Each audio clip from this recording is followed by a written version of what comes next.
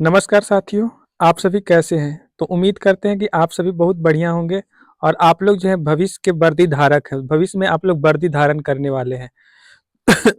तो जैसा कि 18 से 21 जनवरी आप सभी का एग्ज़ाम है और इस एग्ज़ाम को लेकर हम कुछ क्वेश्चन महत्वपूर्ण क्वेश्चन और सिलेक्टेड क्वेश्चन आप सभी के सामने लेकर के आए हैं। तो एक तरीक़ा से सुपर फास्ट रिवीजन होगा, कम समय में हम ज़्यादा क्वेश्चन रिवाइज़ करवाएँगे। आप लोग बस वीडियो को ध्यान से सुनिएगा, बहुत सारा क्वेश्चन इस वीडियो से आपको याद होने वाला है और यहाँ से मिनिमम 10 क्वेश्चन तो ज़रूर पूछा जाएगा एग्ज़ाम में। तो चलिए शुरू करते हैं। पहला क्वेश्चन है कि किस अधिनियम द्वारा भारत में द्वैध शासन की शुरुआत की गई थी? तो भारत में किस अधिनियम के द्वारा भारत में द्वैध शासन का शुरुआत किया गया था? तो भारत सरकार अधिनियम 1919। भारत सरकार अधिनियम 1919 के तहत भारत में द्वैध शासन का शुरुआत किया गया था। अगला क्वेश्चन है, भारतीय संविधान के किस अनुच्छेद के तहत पंचायती राज का वर्णन किया गया है? यानी भारतीय संविधान के किस अनुच्छेद में पंचायती राज का वर्णन किया गया है? तो अनुच्छेद 40। अनुच्छेद 40 में पंचायती राज का वर्णन है। अगला क्वेश्चन है, सिंधु घाटी सभ्यता का कौन सा स्थल बिहार के सारण जिले में है? तो सिंधु घाटी सिंधु घाटी सभ्यता का जो चिराद स्थल है वो बिहार के सारण जिले में स्थित है। नेक्स्ट क्वेश्चन है कि हर्षवर्धन की जो प्रारंभिक राजधानी था वो कहाँ था? तो हर्षवर्धन के जो प्रारंभिक यानी शुरू के जो राजधानी थे वो थानेश्वर था। अगला क्वेश्चन है कि जैन धर्म के जो 24वें तीर्थंकर महावीर स्वामी का जन्म कहाँ हुआ था? तो जैन धर्म के जो 24वें तीर्थंकर थे महावीर स्वामी, इनका जन्म कुंडग्राम जो कि वैशाली जिला में पड़ता है, यहाँ पे हुआ था। अगला क्वेश्चन है, भारतीय राष्ट्रीय कांग्रेस का 1922 का जो गया अधिवेशन था, इसकी अध्यक्षता किसने किया था? तो भारतीय राष्ट्रीय कांग्रेस का जो 1922 में जो गया का अधिवेशन हुआ था, इस अधिवेशन का जो अध्यक्षता है वो चित्तरंजन दास द्वारा किया गया था। अगला क्वेश्चन है, स्वराज पार्टी का गठन किसने किया था? तो स्वराज पार्टी का गठन दो लोगों ने मिलकर के किया था, चित्तरंजन दास और मोतीलाल नेहरू। स्वराज पार्टी का गठन चित्तरंजन दास यानी सीआर दास और मोतीलाल नेहरू दोनों ने मिलकर के किया था। अगला क्वेश्चन है कि अशोक के शिलालेखों को सर्वप्रथम किसने पढ़ा था? तो अशोक के शिलालेखों को सर्वप्रथम जेम्स प्रिंसेप 1837 ईस्वी में पढ़े थे। ठीक है, अशोक के जो शिलालेख था उसको सर्वप्रथम जेम्स प्रिंसेप जो कि 1837 ईस्वी में इनको पढ़े थे। अगला क्वेश्चन है, संविधान सभा का अस्थायी जो अध्यक्ष था वो कौन बना था?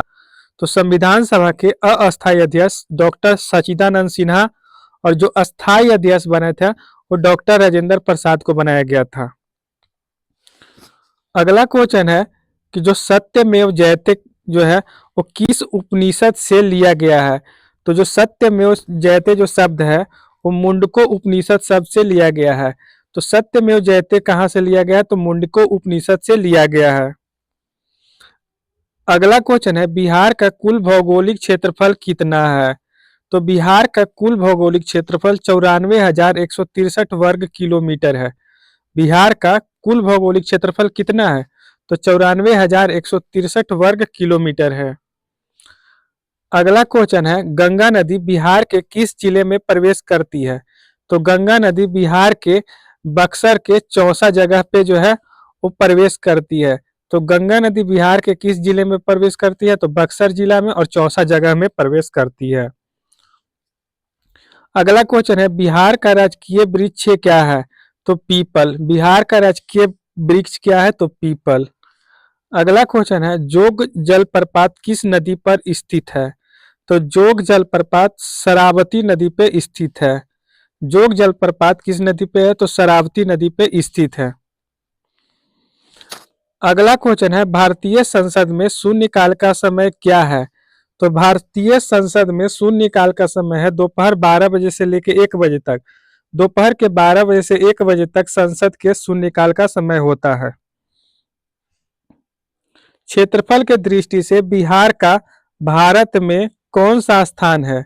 तो क्षेत्रफल के दृष्टि से बिहार का भारत में 13वां स्थान है। क्षेत्रफल के यानी कि अकॉर्डिंग टू एरिया के अनुसार बिहार का पूरे भारत में कितना स्थान है? तो 13वां स्थान है।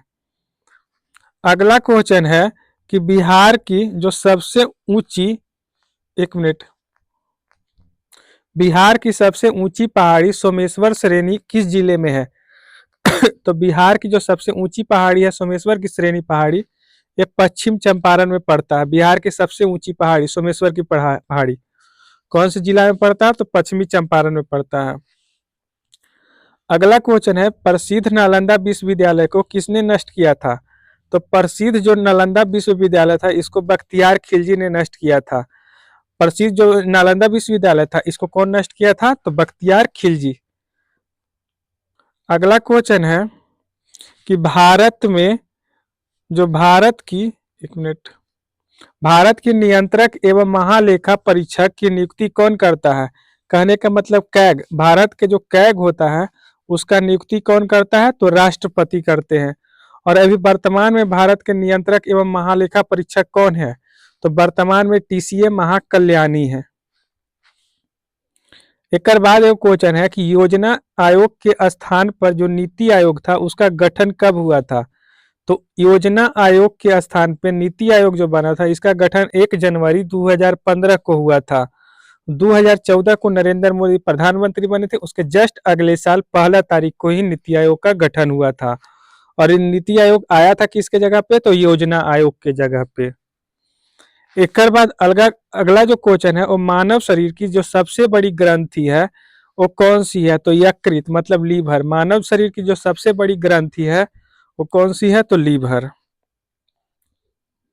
अगला क्वेश्चन है कि विद्युत जो धारा है, विद्युत धारा जिसको इलेक्ट्रिक करंट कहते हैं, इलेक्ट्रिक करंट का एसआई यूनिट क्या होता है? तो इलेक्ट्रिक करंट का जो एसआई मात्रक होता है वो एम्पियर होता है। अगला क्वेश्चन है कि कौन सा विटामिन जल में घुलनशील होता है? कौन सा विटामिन जल में घुलनशील होता है? तो विटामिन बी और विटामिन सी दोनों जल में घुल जाता है। अगला क्वेश्चन है रक्त का थक्का जमने में कौन सा विटामिन सहायक होता है? तो रक्त का थक्का जमने में विटामिन के सहायक होता है। अगला क्वेश्चन है प्रकाश वर्ष किसकी इकाई होती है? तो प्रकाश वर्ष दूरी की इकाई होती है, यानी कि डिस्टेंस को। प्रकाश वर्ष से क्या चीज को मापा जाता है? तो दूरी को। अगला क्वेश्चन है गुरुत्वाकर्षण का सर्वाधिक नियम किसने दिया था? तो न्यूटन ने दिया था। जो रूल ऑफ ग्रेविटेशन था वो किसने दिया था? तो न्यूटन ने दिया था।